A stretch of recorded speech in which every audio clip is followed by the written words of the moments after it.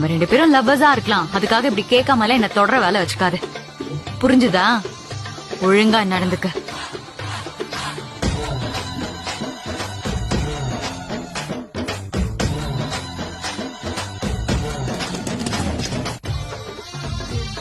நீ பாக்கதான் அப்பாவே, பண்றதெல்லாம் பொறுக்கித்தனம்.